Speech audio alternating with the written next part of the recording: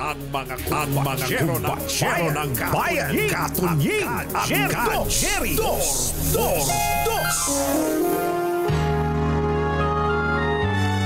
Kauna-unahan sa Pilipinas. NBC Manila Broadcasting Company. DZRH. Member, kapisanan ng mga broadcaster ng Pilipinas. Member KBP, oras! Eksakto en punto. 6:04. Balitang makatotohanan. Balitang maaasahan. ACS Balita.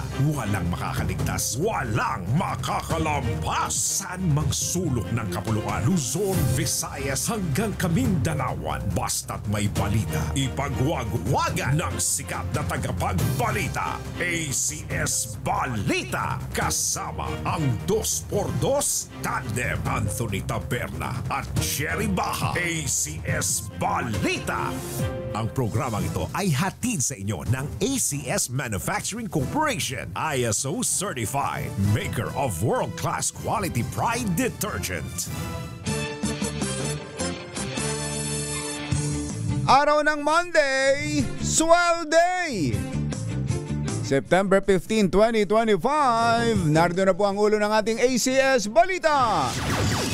Transport sector kasama na sa 20 pesos per kilo rice program simula bukas. Iconic Love Bus magbibigay ng libreng sakay sa mga senior citizens at PWDs. Pagkakaroon ng amnesia ni dating Pangulong Rodrigo Duterte hindi kinagat ng ICC. Mental health ipinasusuri. Foreign debt ng Pilipinas sumipa sa 8.5 trilyon pesos. 3 sugatan sa sunog sa Tondo, Maynila. At patay na bagong silang na kambal itinapon sa bakanting lote sa Cotabato. Magandang umaga Luzon, Visayas, Mindanao. Good morning Philippines! Hello world! Kami po ang inyong mga tagapaghatid balita. Ito po si Anthony Taberna. Ito po si Jerry Baha. At ito ang ACS Balita. Sa detalye ng ating mga balita, ACS Good News. dito muna tayo sa good news. Simula bukas, makikinabang na rin ang transport sector sa benteng bigas. Meron na. Ano ang acronym nun? Benteng bigas. Meron na. BBM. BBM na. Ayun. Pangunahing programa ni Pangulong BBM para sa mas murang bigas na ang inisyal na benepisyaryo ay aabot sa mahigit sa 57,000 sa 5 pangunahing syudad sa bansa. Ayon kay Agriculture Secretary Francisco Chu Laurel, kabilang sa 57,000 beneficiaries sa public sector ay mga driver ng bus, jeep, tricycle at mga operators. Sa ilalim ng programa, papayagang makabili ang mga kwalipikadong driver and operators ng hanggang 10 kilo ng bigas bawat buwan sa halagang 20 pesos. Sinabi ni Laurel na ito ay 10 kilo lang, isang buwan pala ito, kumpatsero. Oo, hati-hati muna eh. Ganun ba? Kala ko ba napakaraming bigas sa NFA warehouse? Yun nga. Baka pwedeng dagdagan na yan, 10 kilo na yan. Sinabi ni Laurel na ito ay higit pa sa programa sa pagkain. Ito ay katuparan anya ng pangakong isang laban kontra gutom na nakatugon sa pangangailangan ng bawat isa. Ilulunsad ang unang distribution sa mga sumusunod na lugar. Dito po sa Quezon City ay dyan sa Bureau of Animal Industry, sa Philippine Fisheries Development Authority sa Navotas, Barangay Pandan sa Angeles City, Pampanga, at maging dyan sa Food Terminal Incorporated sa Cebu City at sa Tagum City. Alas 6:06 ng umaga, naimbag bigat kada kayo amin na po, agring kayon, gising na. Balik na sa mga kalsada ng Metro Manila ang pamosong Love Bus ang kilalang sasakyan noong dekada 70 na nagbibigay ng libreng sakay sa mga senior citizens at PWDs. Kasabay ng kanyang ika-68 kaarawan, pinangunahan ng Pangulong Bongbong Marcos ang paglulunsad ng programang Love Bus Libreng Sakay sa Valenzuela Gateway Complex nitong Sabado. Layo nitong mabigyan ng ligtas, abot kaya at eco-friendly na transportasyon ng taong bayan, lalo na ang mga may kapansanan at mga senior citizen. Ang bagong fleet ng 20 electric Love buses ay magbibigay ng libreng sakay sa lahat ng PWDs at senior citizens anumang oras, habang ang mga ordinaryong pasahero naman ay maaaring makasakay ng libre tuwing peak hours mula alas 6 ng umaga hanggang alas 9 ng umaga at alas 5 ng hapon hanggang alas 8 ng gabi. Pati ang kulay, ganun din, di ba? Doon sa dating Love Bus. Parang kulay ng Metro Manila Transit Corporation. Tama. Natatandaan nyo ba yun? Sa mga medyo may idar-idar na dyan. Correct. Natatandaan nyo yung itsurang yan? Ayan, balik na. Pero ito, electric, kumbachero. Electric bus itong mga to. Aba, ayos, ano. Wala kaya nung double-decker? Oo nga, ano. Hindi pwede eh. Sasabit. Sasabit sa kable. Ang ganda sana na, no? Ganda na yung tsura. Yung double decker na may bubong din yung taas. Wag yung mauulanan. Wag yung mauulanan, ano. Ayos. Alas 6:08 ang ating oras. May buntag kaninyong tanan mga Bisaya, mata na mabudiha. Gising na ba kayo? Hindi kinagat ng International Criminal Court ang palusot na mahina na ang memorya ni dating Pangulong Rodrigo Duterte, kaya hindi dapat ituloy ang paglilitis. Ayon kay ICC Assistant to Counsel Attorney Cristina Conti, kukuha ng mga eksperto ang pre-trial chamber para suriin ang totoong lagay ng dating Pangulo. Gate ni Conti, ipinagpaliban lamang ng ICC ang confirmation hearing para matukoy kung totoong wala na sa tamang kapasidad ang dating Pangulo para humarap sa pagdinig. Sa impormasyong ibinigay ng kampo ni Duterte, sinabi nitong sinuri na ang dating Pangulo ng isang mental health expert at sumalang din ito sa scan and MRI bago idineklarang unfit to stand trial. Alas 6:10 ng umaga, maupay nga aga mga kasangkayan, mga kabugtuan, mata na kamo, gising na. Pinatatagal lamang ng kampo ni dating Pangulong Rodrigo Duterte ang legal proceedings para makaiwas sa paglilitis ng International Criminal Court.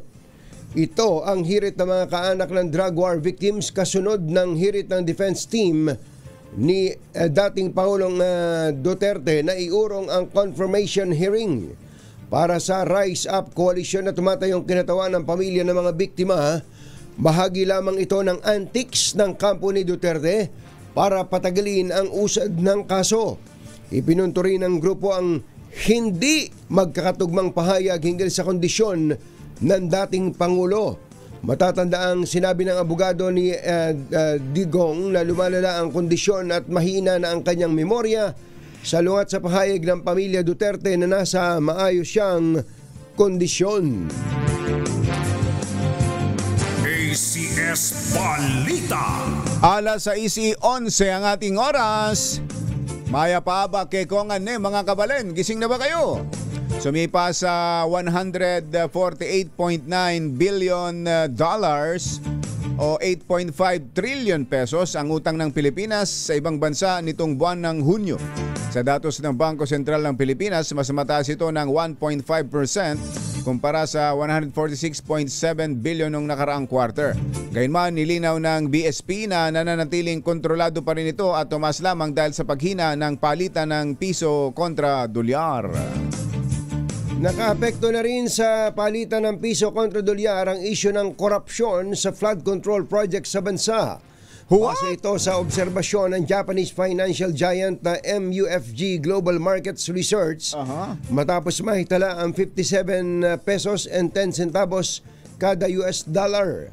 Ayon kay research analyst Michael Wan, bagamat nananatiling reasonable Ang palitan ng piso kontra dolyar maituturing pa nitong underperformed o hindi nakasabay sa ibang mga pera sa Asia.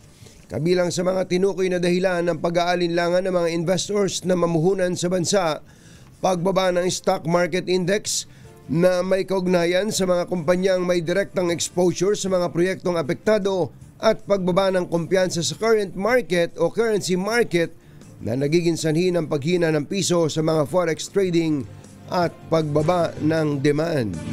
So kung wala palang flood control controversies, Kumbachero, baka 55 na lang to. Ganun ba?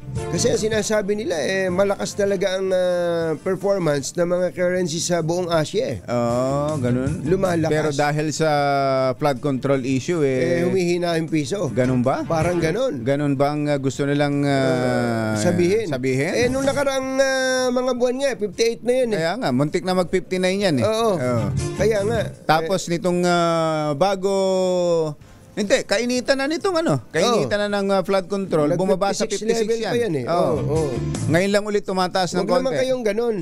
Nangaano Lahat kayo na lang Lahat na lang naman. Parang kanyan parang Russia-Ukraine war. Lagi nilang sinisisi sa pagtaas ng presyo ng produktong petrolyo. Wag naman ganun. Walang ganun. Alas 6:13 ang ating oras. Mayong aga, mga pilalangga, bugtaw na kamo, gising na. 3 katawan sugatan sa mahigit 10 oras na sunog sa residential area sa Happy Land, Tondo, Maynila. Ang mga biktima ay nasa edad 18 hanggang 32 na pawang mga nagtamo ng paso at hiwa sa katawan.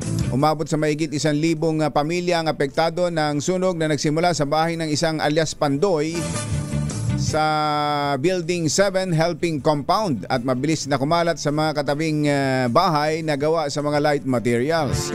Nagsimula ang sunog Sabado ng gabi bago napula ng alas 3 ng madaling araw kahapon, Linggo. Ilang residente ang bumalik sa lugar at nagbaka sakaling may maisalba pang mga gamit na papapakinabangan. Alas 6:14 na nagulantang ang mga residente sa Kabakan, Cotabato nang matagpuan ng bangkay ng kambal na bagong silang at itinapon sa isang bakanting lote sa lugar. Ayon sa Cotabato Police, nakabalot ang kambal ng kumot na duguan at mayroon pang umbilical cord na nakapulupot sa kanilang katawan na sinyalis na kakasisilang lang ng mga ito. Natagpuan ang kambal ng isang residenteng maagang gumising para magigib sa poso kahapon na umaga. Sinabi ng Kabakan Police at tingin nila sa sanggol wala pa itong 9 months ng ipanganak at maaaring isa itong kaso ng pagkalaglag o miscarriage at sa kalituhan ng ina ay inabandona na lang doon sa isang bakanteng lote. Susunod! Tito Bo! Meron pa kayang flood control sa 2026 flood control projects sa 2026 national budget? Aba, Yan! Natiba pang mga nagbabagang balita sa pagpapatuloy ng ACS Balita. alas 6:15 ang ating oras. Maker ng world-class quality Pride detergent. Hi! maganda morning. Anong araw today, Kumbachero? Today is Laundry Day, Pride Day! Yuhuu! At pag Laundry Day, Friday, all you need is Pride washing machine detergent. May triple stain away formula kaya tanggalang makapit, madikit, malupit na dumit man siya kaya easy ang labada. Kaya pala mula noon hanggang ngayon, All you need is Pride! All you need is Pride! ACS! Handa ka na ba? ACS Millones 2025 Grando na! May chance kang manalo ng 300,000 pesos or 600,000 pesos or 1 million pesos plus. May free concert pa. September 20, Saturday, 2 p.m. with live performances ng 1621, John Rex, Yara at Laika Gayranod. Meron pang papremyo sa mga swerteng manunood. Kaya tara na sa Aliw Theater sa September 20, alas 2 ng hapon. ACS Millones, Grandro na! Ay, ano ba yun? ACS Balita. Kasama ang 2x2 tandem Anthony Taberna at Jerry Baja. ACS Balita. Tanong nung nanonood sa ating kumbachero sa YouTube. Aha. Orlando Valverde. Sabi niya, Orlando. good morning mga sir. Ano na po balita sa missing sabungero? Nawawala na. Missing balita na yon. Missing flood control kasi ang in ngayon eh. Missing flood control project. Ayan. Yun. Pero tuloy yan. Oo. Meron na nga nilabas na subpuena, di ba? Meron na. Ang DOJ, kina Atong Ang. Minsan nga hingi tayo ng update kay Assistant Secretary General ng DOJ, Eli Cruz. Kinumpirma ng COMELEC na ang Gabriela Party List ang siyang uukupa sa ika-64 na pwesto sa Kamara de Representante. Ayon kay COMELEC Chairman George Garcia, si Gabriela Party List number 1 nominee Sara Elago ang magiging kinatawan ng partido matapos makakuha ng 256,000 votes noong nakaraang eleksyon. Ito ay bilang pagtalima sa constitutional requirements na ang mga party list representative ang siyang bubuo sa 20% ng kabuuan ng Kongreso. Inaasahang isasagawa ang proklamasyon kay Elago sa Huwebes, September 18. Gayunman, nilinaw ni Chairman Garcia na wala itong kinalaman sa kanselasyon ng registration ng Duterte Youth Party List na lumabag sa proseso kaya kinansela ang kanilang registration. Ayun, so hindi pala ito yung kapalit. So kapag naging final na yung kautusan, ay magkakaroon pa ng dagdag. 3 yun, di ba? Tatlo yung Duterte Youth. So suswertihin yung mga nasa baba. Meron pang makukuhang mga 3. Katulad halimbawa nitong si, ano pangalan ng representative? Sara? Si Sara Elago. Si Sara Elago, dati Kabataan Party List yan eh. Oo, nalilipat-lipat din eh, no? Kasi nagkakaedad din. Nagkakaedad na. Hindi na pwede sa kabataan. So, pero progressive black pa rin siya. Para si Terry Ridon, dati akbayan, Kabataan Party List yan si Terry Ridon eh. Ngayon, Bicol Saro. Bicol Saro na. Sino ba yung Bicol Saro? Saan nga ba yan? Sa Bicol, sa Kamsur. Alam ko sa kay La Villapuerte yan. So ang may-ari niyan sila El Ray Villapuerte. Ang proponent niyan. El Ray Villapuerte. Yun. Hindi progressive black yan, ha? Yung Bicol Saro. Hindi ka grupo nila akbayan yan, nila hindi. Bayan muna. Hindi. Iba to. Iba na. Iba ng personality. So, iba na si Terry Ridon. Iba na ngayon. Ewan ko. Alas 6:22 ng umaga. Diyos maray na aga sa Indogabos, mga Bicolano. Mata na kamo, gising na. Matagumpay na naisigawa ang 2025 bar exam sa 14 na testing center sa iba't ibang panig ng bansa nang walang naitalang untoward incidents. Sa ulat ng Supreme Court, huling sumalang nitong linggo ang mga kumuha ng exam para sa criminal law, legal, judicial, ethics at remedial law. Sa datos ng Supreme Court, kabuang 13,193. So, tandaan natin yung numero. Ilan? 13,193. 93. Ang mga nag-examine? Ang mga nag-examine. At inaasang lalabas ang resulta nito sa January 2026. ACS Balita. Makakatanggap pa rin ng pondo mula para sa flood control projects ang Department of Public Works and Highways sa 2026. Ito nilinaw ni Senate Finance Committee Chairperson Senator Sherwin Gatchalian sa kabila ng pagpayag ng DPWH na bawasan ang kanilang request na 275 billion pesos allocation sa 2026 National Expenditure Program. Ayon kay Senator Win, kasalukuyan ng nirerepaso ng DPWH at ng Department of Budget and Management ang bawat proyekto upang matiyak na tanging epektibong flood interventions lamang ang itutuloy.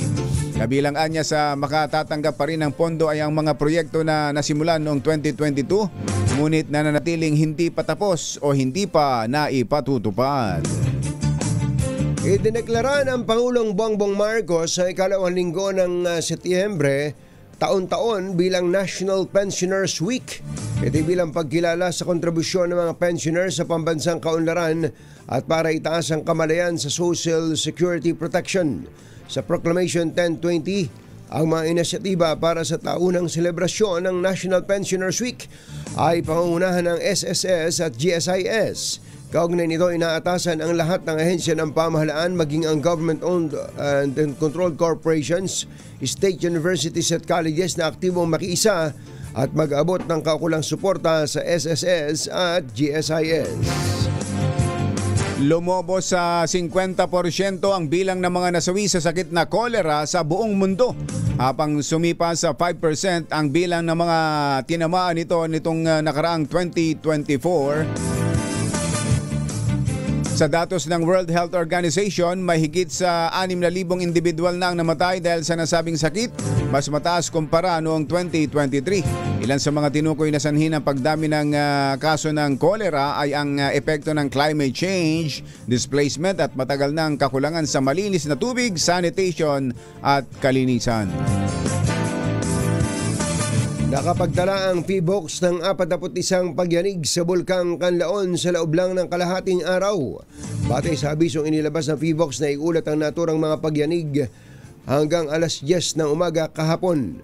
Babala ng ahensya, maaari itong magdulot ng phreatic eruption, so maikli at mahina hanggang sa katamtamang lakas ng pagsabog sa tuktok ng Canlaon.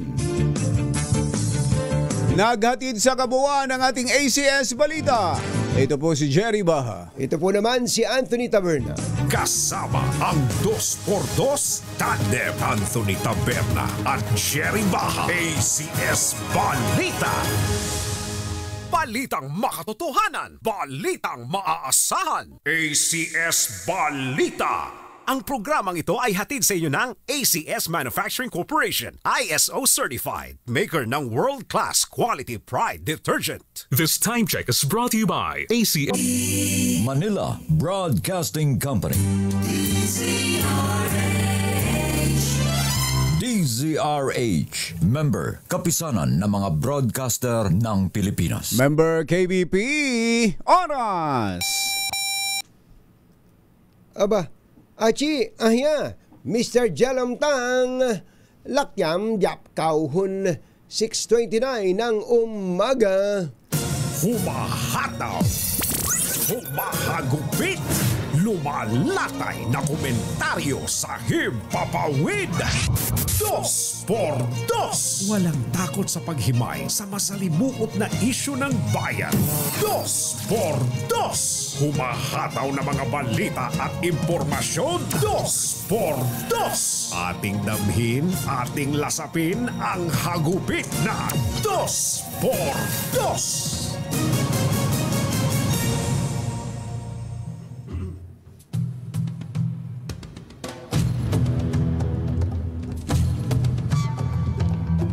Naka-red alert na ang buong Armed Forces of the Philippines sa buong bansa.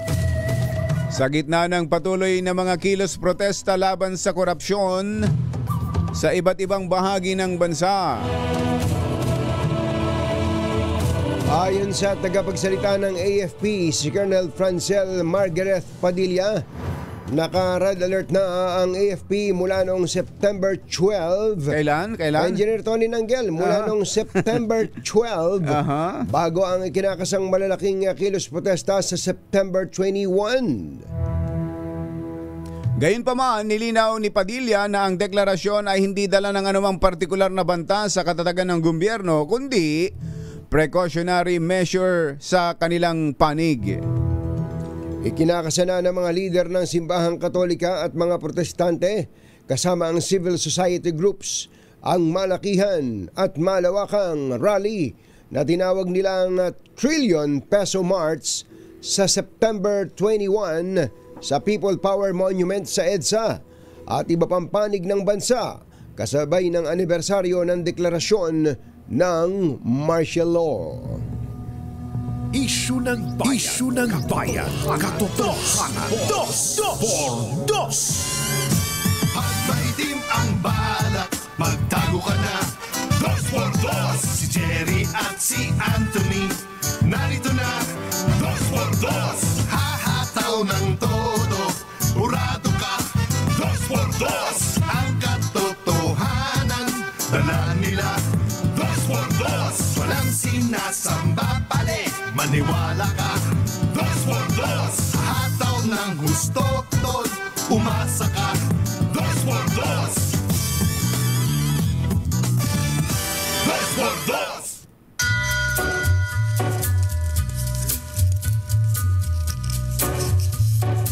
Hi. Maganda morning. Magandang umaga, bayan! Ito po si Jerry Baha. Ito po naman si Anthony Taberna. Muli pong sumasa inyo ang 2x2 sa umagang ito ng Friday! Yuhuu! Kumusta kayo sa mga textmates, mga text partners, mga kapamilya, kapuso, kapatid, kabarkada, mga kapitbahay? Monday morning na mga may mga pag-ulan-ulan, kahapon pa ito, kumbacheros, linggo. Marami na nga nagtatanong na estudyante Maghapon. kung may pasok daw ngayon. Meron, may pasok naman. Tama na yan. Tama na yan. Tayo ay kahapon pa inuulan-ulan pero hindi naman kalakasan. Pero itong mga pag-ulan na ito ang makapag-discourage din sa mga gustong sumama sa mga pagkilos-kilos protesta. Diyan po sa mga kilos protesta na yan, wag tayong magiging wag nating dadalhin ang kumbaga wag nating hahaluan ng violence. Malaya tayong makapagpapahayag ng ating mga saloobin, ng ating damdamin nang walang nasasaktan, walang napipinsalang anumang kagamitan. At gaya nga ng banner story ngayon ng pahayagang The Manila Bulletin. Ano ba ang banner ng Ang Manila banner Bulletin? story ng Manila Bulletin na yan. Marcos respects freedom of expression. Ayan, oo. Palas. Ayan, oo. So, iginagalang daw po ng Pangulong Bongbong Marcos ang kalayaan sa pagpapahayag ng damdamin.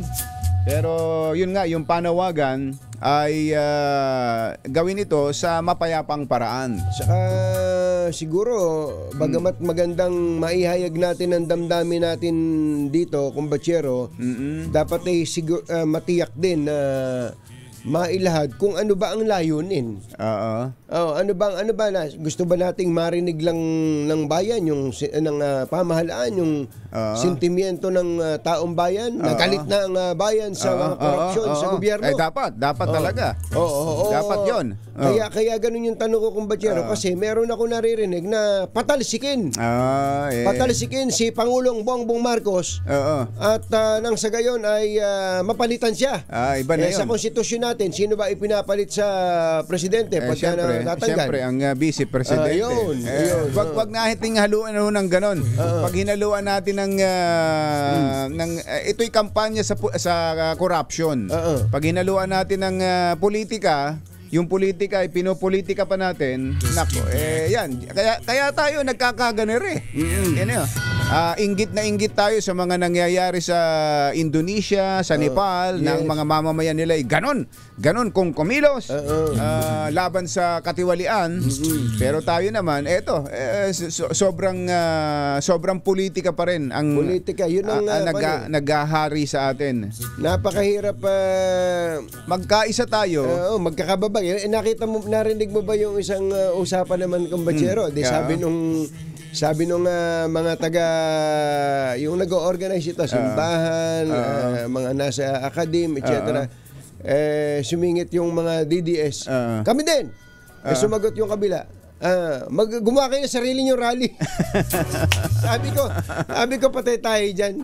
Patay tayo din. Doon pa lang kung Bachero makikita mo na kung gaano tayo ka-polarized. Kaya nga. Para bagang meron bang may monopolya ng karapatan na sumigaw laban sa katiwalian. Kaya nga. At kapag sumigaw ka ng mga kataga laban sa katiwalian, ikaw ay anti-Marcos na o anti-administration na? Ganun ba yun? Hindi ganun. Tayo, magkaisa tayo laban sa corruption, laban sa katiwalian. Huwag nating haluan ng hibo ng politika. Bagamat ito'y mga issue ng mga politiko. Balikan lang natin, huwag nating kalilimutan na itong lahat ng ito ay nagsimula doon sa speech ng Pangulo. Na mahiya naman kayo. At kung tutusin, siya yung nagsimula ng kampanyang ito. Di ba? Actually, kahapon kumbatsero, may mga kausap kong mayayaman. Kagabi pala. Gaano ba kayaman yan? Mga taga Forbes Park. Forbes Park? Taga Forbes Park kumbatsero. Adi, ano yan? Diyan daw sa Forbes Park naka-red alert din daw yan na parang AFP at Parang PNP AFP. dahil sa mga pagkilos na baka lusubin ang mga politikong nandyan at mga kontratistang nandyan. Diba? Tama ka doon kumbatsero dahil doon sa kwento ng mga taga Forbes Park. Forbes. Kahapon na Di ba Forbes yun? Forbes? Forbes yun, doon sa may Lacson. Sa may Espanya. Sa Espanya, Forbes ang tawag natin doon. Diyan pagkadating na din sa Makati, Forbes Park, kumbatsero. Sila man kumbatsero, gusto raw nilang magsuot ng puting t-shirt sa September 21 dahil gusto rin nilang sumali. Aba, tinan mo Gusto na yan. din nilang sumali dito sa pagkilos laban sa katiwalian. Ayun, dahil alam nila na yung mga kapitbahay nila kung makabili ng may isang bumili ng property kumbatsero, 6,000 square meters. Wow. 6,000. 6,000 square meters. Malapit na maging kanto kumbatsero. malapit na maging 1 hektarya, no? Magkano diyan? Grabe. Ang per square meter sa Forbes. 800,000 per square meter na yata dyan. Mo na yan, politiko yan, yung bumili? Politiko, kumbatsero. Sabi ko, ilan bang property ni politician dyan? Ayon daw sa tala ng homeowners, yung nakapangalang kay politiko ay 7. 7. Pero yung talagang property niya na nakapangalan pa sa iba ay 12. Ipinangalan. 12 kumbatsero. Muntik na palang maging kanya lahat ang Forbes. Matindi. Kaya nga tinitingnan ko yung address kumbatsero. Sabi ko, pwede ko bang banggitin yung address na to? Yung street. Yung street na lang. Yung street na lang. Sige, street na lang kumbatsero. Saan ba yung pinicturean ko? Pinicturean ko kumbatsero. Kapitbahay ba? Si kapitbahay ba ni Senator Manny Pacquiao yan? Malapit ba yan? Saan ba yung kay Senator Manny Pacquiao? Nakalimutan ko ng street yun eh. Pero si Senator Manny Pacquiao nakabili na dyan nung dahil sa panalo sa boxing. Ito yung mga pangalan kumbatsero. Palm Street. Palm Street. Ipil Road. Sa Ipil Road ay dalawa ang kanya, ang property. Sa Palm Street ay dalawa. Sa yung mga nakarehistro sa pangalan niya ng politiko, yung binabanggit mo na yan. May nakarehistro at hindi. Ang kakahalo na kasi ito kumbatsero May nakarehistro at hindi. Tapos Tamarind Road. Ito yung medyo malaki. Nara, ito yung pagpasok mo main ganun road. Yung main road tapos Flame, ano ba to? Ang pagkakasulat kasi. Flame Free. Flame Free. Baka flame thrower. Baka Flame Free at saka Pili. May ipil na, may pili pa binaligtad. Tapos merong McKinley. Yan ang main road talaga. McKinley Road, kumbatsero. Sabi ko, ang tindi niyan. Aning kakong niya yung bahay niya. Pwede ba siya tumira siyang mag-isa dyan sa napakarami? Hindi. Ano yan? Status symbol yan. Kaya sila mismo kumbatsero, sabi nila, sukan na sila. Sila mismong mga... kayo na mismo. Kayo na mismong mga nandyan sa Forbes. Total, meron pala kayong ganyang listahan. Mainam siguro, makasama kayo sa investigasyon ng Independent Commission na binuo ni Pangulong Bongbong Marcos. Maganda. Inuulit po natin na nabuo na po yan at may mga miyembro ng binanggit dyan. Ang mga binanggit ay si dating DPWH Secretary Babe Singson, si yung auditor, magaling daw sa numero ito, kumbatsero. Hindi basta-basta mapapalusutan kapag numero. Para pala si mother natin yan. Parang si mother yan, si Malu. Magaling sa numero. Magaling sa numero. Sa Iwala Dalo, Tapat, Malinim, Ato, Pilo. Hindi mo maisahan yan. Pusam. Itong si Fajardo, ano alam ni Mrs. Si Joaquin. Rosana. Dating country managing director ng SGV. Matindi, Yung SGV, pag narinig natin yung SGV, SGV. subok na matibay. Subok na matatag. Ayun, mga numero yan. Si dating country managing director ng SGV, Rosana Fajardo, at si Mayor Benamin Magalong. Siya yung advisor.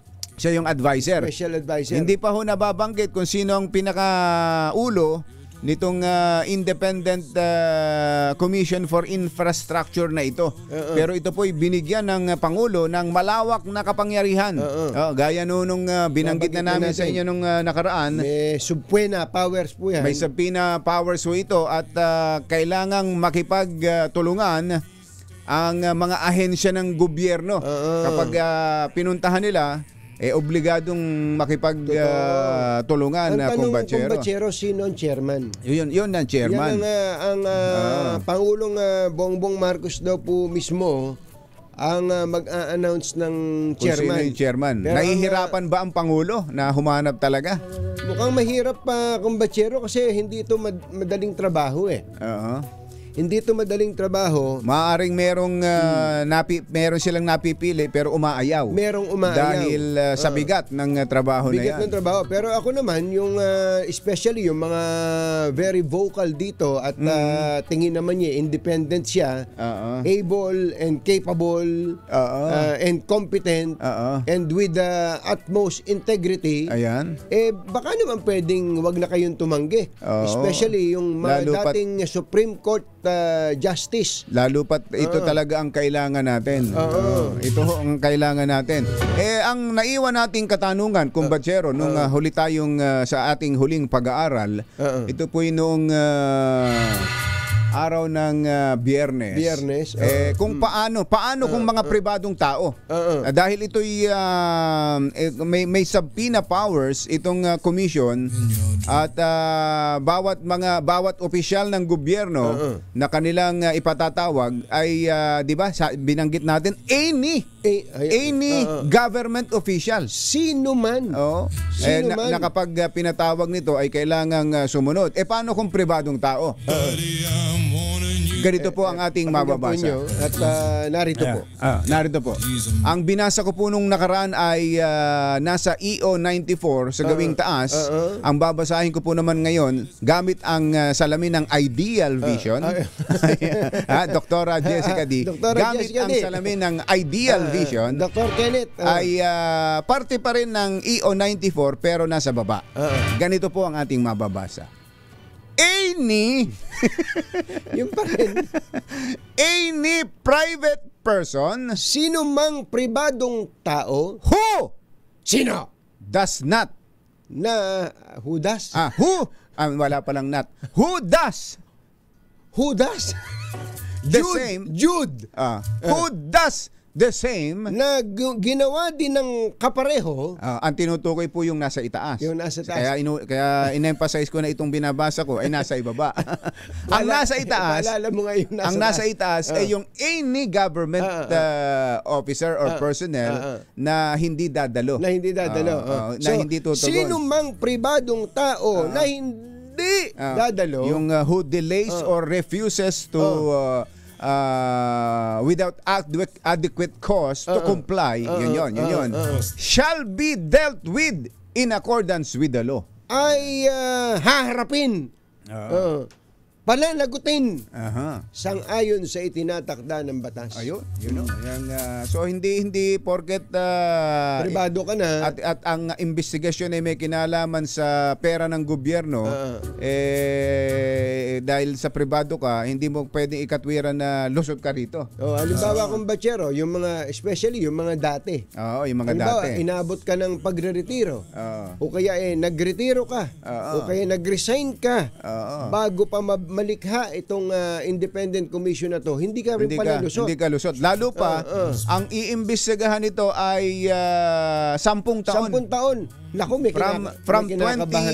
2015 to 2025. May kinakabahan, kumbatsero. Talaga. Oo, especially kung ang mismong mangunguna dito ay matalim.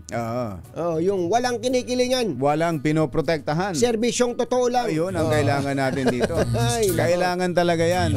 Naghihintay ng dugo ang mga mamamayan. Mga kumpanyero ng bayan, Katunying, Jerry, Dos. Oras po natin. Kaya lang, kumbatsero, mabanggit ko lang at ang dami kasing ibinigay na impormasyon sa atin ng mga mayayaman na kausap ko kahapon. Diyan sa Forbes. Oo, sa Forbes.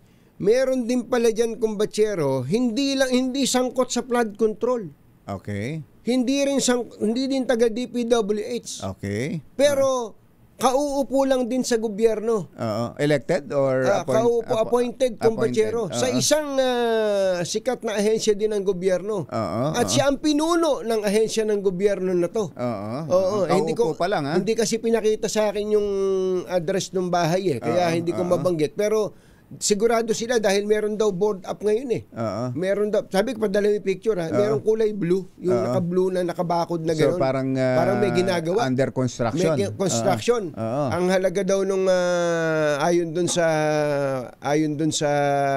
arkitekto ay aabuti ng humigit kumulang kalahating bilyon ang halaga ng bahay. Wow.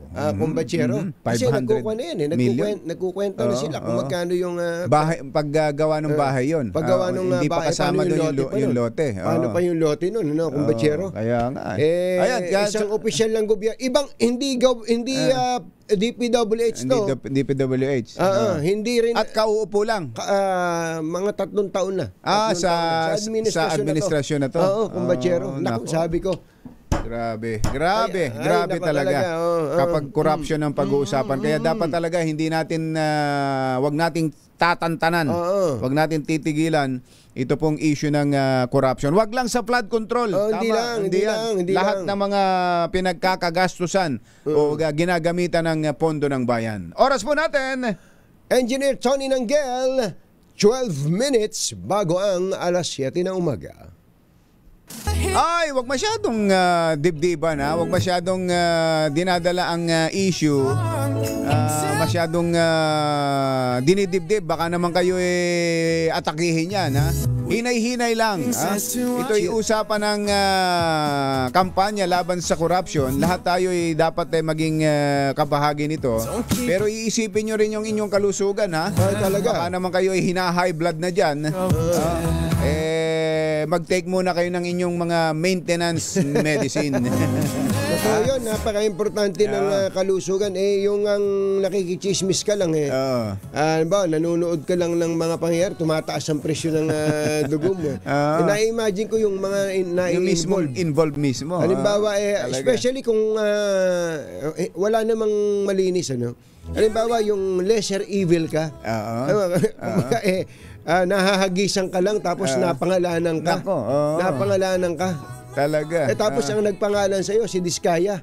Kahit wala namang credibility si Diskaya, pero nabanggit ka sa wasak ka na kaagad. Wasak ka na. Paano ka makakatulog nun? Sige nga.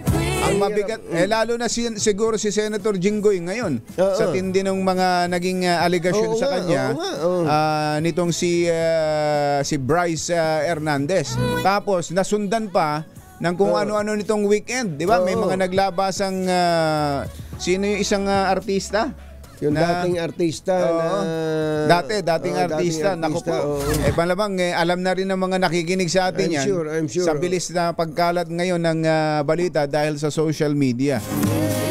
Talaga naman, Ay, nako. Ay, Senator Loren Legarda, magandang morning. Oy, congratulations sa Senator, Si Senator Loren Legarda, natatahi-tahimik at hindi kasama sa mga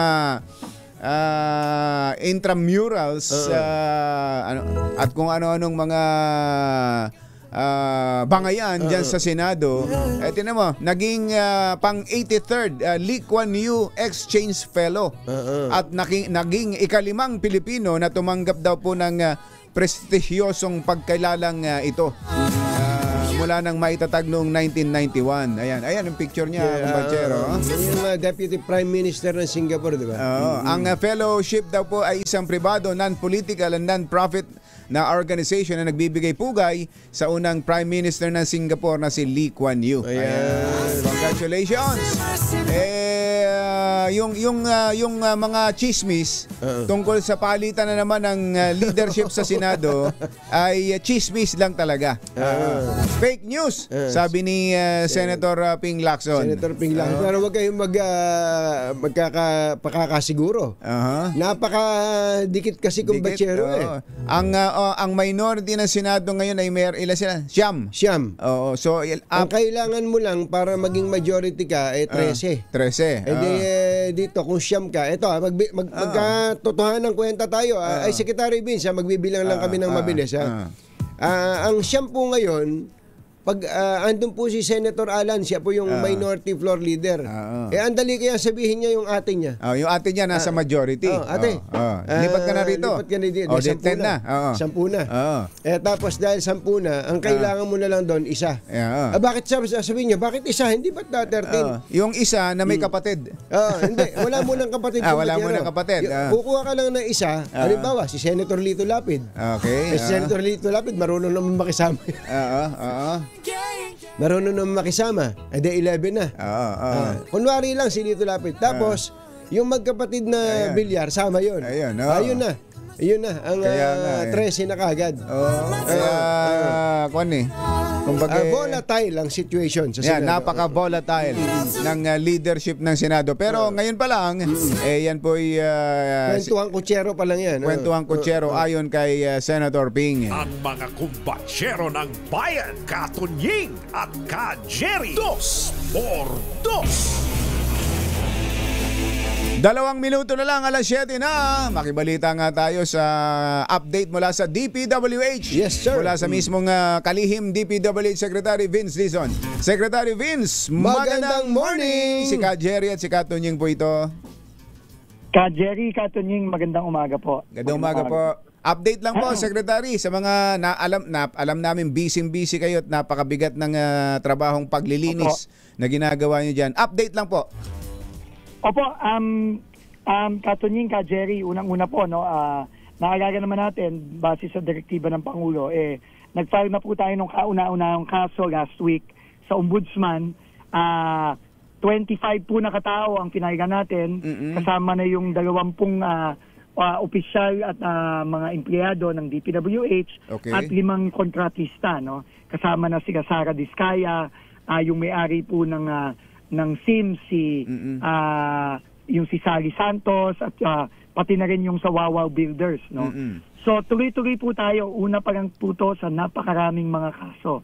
Pero ang gusto po nating sabihin din sa ating mga kababayan, ang isang importanteng direktiba din po ng ating Pangulo ay hindi po sapat yung tanggalin sa pwesto, hindi sapat yung kasuhan, ipakulong. Ang kailangan din po natin dito is maibalik po ang pera ng mga kababayan natin. No, ay kailangan po habulin natin lahat, no? Itong mga kontratista, itong sila Bryce Hernandez, pati na yung kanilang mga immediate family. No, kasi yung pong kanilang mga immediate family, ito pong mga pinagpapakita nila sa mga social media na mga magaganda nilang mga gamit, magaganda nilang bahay. Pera po ng taong bayan yan. Hindi po nila pera yan. Kailangan po yan ay mabawi. Paano po mababawi yon, Sec? Opo, ngayon po nga po, ako po ipupunta sa mismo personal sa opisina ng Anti-Money Laundering Council. At magre-request na po tayo ng mga asset freeze order sa AMLAC. Dahil po kailangan talaga mabilis nating i-freeze itong mga asset na to. At eventually po, kapag napatunayan na po ito, na talagang ninakaw nila ang pera ng mga kababayan natin, kailangan po i-forfeit ito at i-confisca. Kailangan po makuha natin lahat ito. At wala po tayong dapat i-spare dito, no? Lahat po ng mga sasakyan, lahat po ng mga pera, lahat po ng mga bahay, pera po ng taong bayan yan. At kailangan po mabawi yan. Lahat so, po ba kabilin-bilinan ng Pangulo? Opo, ang idudulog ninyo sa AMLAC ay yung pong mga pangalan na rin ng mga nakasuhan ninyo natin sa Ombudsman. Opo, pero Pero tayo din po ay hihingi ng clarification sa AMRAC. Apa. Dahil po inadvisean po tayo ng ating mga abogado na hindi po kinakailangan ng petisyon o ng kaso. Pwede na pong umaksyon ang AMRAC on mere suspicion. Apa. No, ibig sabihin na napakatibay po ng batas natin na halimbawa po, meron na pong lumabas sa Senate, Blue Ribbon investigation. Kahit wala pa pong petisyon, pwede na pong umaksyon ng AMRAC. Yun po ang ika-clarify natin at idudulog natin sa AMRAC mamayang hapon. Paano po yung mga politiko na nababanggit sa kontrobersya, Secretary? Iiwan po natin sa AMRAC yan, no? Kung sa tingin nila meron silang enough basis, no, para umaksyon. Ano po yan, no? Nasa batas po yan. Pero ang pagkakaalam ko po, yun po ang sinabi sa atin ng ating mga abogado, hindi po kinakailangan ng petisyon. So yun po ang ika-clarify natin. Ngayon pong umaga, nagbabasa po ako nitong column ni former Chief Justice Artemio Panganiban na Secretary. Meron po siyang binabanggit na batas, itong RA 1379. Ito daw pong RA 1379 ay nagsasabi na pwede daw po talagang i-forfeit in favor of the government ang lahat ng mga properties ng mga opisyal ng gobyerno, kasama na yung nakapangalan sa kanya, asawa niya, anak niya, apo niya, etc. Basta't hindi daw po commensurate with that public officer's salaries and lawful earnings. Pagka daw po ganun, ang burden of proof na kanya yon ay nagsishift na doon sa inaakusahang opisyal ng gobyerno. Ang dami na pong nabanggit dyan sa mga Senate at House hearings sa Secretary. Agree po tayo kay Chief Justice, former Chief Justice Panganiban. Kailangan po talaga, hindi po sapat ang pagpapakulong lang eh. Kailangan po maibalik natin ang pondo. No? Kailangan po maibalik ang pondo ng bayan. Pero halimbawa po, Katunying, Jerry, no? Itong mga nakita nating mga ghosts at substandard, sino po magpapagawa niyan? Kailangan sila din po yan. Hindi po pwedeng gumastos naman ng gobyerno ng panibagong pondo para na mapaayos at mapagawa yan ulit. No, kailangan po habulin natin itong mga to. Yung pong susunod na tanong natin, ito pong yung mga nagkakasino. Yung mga nagkakasino, yung binanggit ni Senator Ping sa BGC. Yung BGC. Mendoza. Opo, hindi daw po ba pwedeng mag-initiate ang DPWH na ipabawi sa mga casino operators yung ipinansugal doon? Total, alam naman nilang pera ng bayan yon. Pwede bang bawiin ng gobyerno yon? Kagagan po natin yan. Pero para ho sa akin, no, lahat po ng paraan para mabawi ang pera ng bayan, dapat pag-isipan po natin. Pero kaya nga ho ito, medyo kailangan ako na mismo ang pumunta sa AMRAC mamaya. Kasi po kailangan bilisan natin ang aksyon dito. Kasi alam niyo naman po ito, no? Kahit na ngayon hindi na ganun kadaling maglabas ng pera, no? May mga red flag na yan, no? May stricto na mga, pero kailangan pa rin po, no? Mabilis tayong umaksyon dito. Opo. Okay. Habang hinahabol natin yung mga sangkot sa mga ghost flood control projects na yan, substandard at mga komite dyan, tigil ba ngayon, pinatigil nyo ba, Secretary, ang lahat ng ongoing construction ng mga flood control projects? Hindi naman po pwedeng tumigil, no? Kasi kailangan po tuloy-tuloy yan, no? Pero pinapabantayan na po natin, no?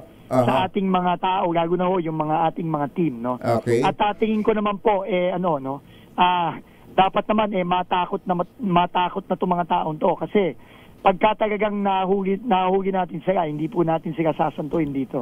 Paano kailangan po tuloy-tuloy po? Ang pinatigil po natin yung mga bidding. Yung mga bidding po. Opo. So yung kailangan ma-safeguard muna natin itong mga bidding bago mag-proceed to, no? Pero magagabas na po tayo ng mga direktiba ngayon para po mag-install na tayo ng mga safeguards in the meantime. Kasi hindi naman pwedeng tumagal din ng napakatagal, kasi kailangan po natin itong mga proyektong to para naman sa ekonomiya natin, kasi ano to no, kailangan tuloy-tuloy pa rin po ang ating mga public works. No? Hindi lang mga flood control, kundi yung pag-repair ng mga kalye. Lahat po, at iba pang mga kailangan gawin. Pero Secretary, meron akong tanong doon ha. Halimbawa po, mga Diskaya, yung siyam na kumpanya nila. Marami po dyan. Alam naman natin na ang tawag nila doon, nag-royalty lang nag-royalty, tapos o kaya subcon.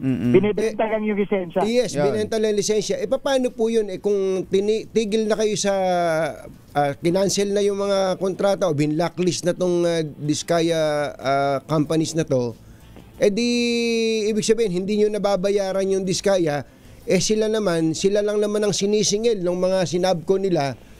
Paano magpapatuloy yung ongoing o under construction ng mga projects na ang gumagawa mga subcon lamang? Opo.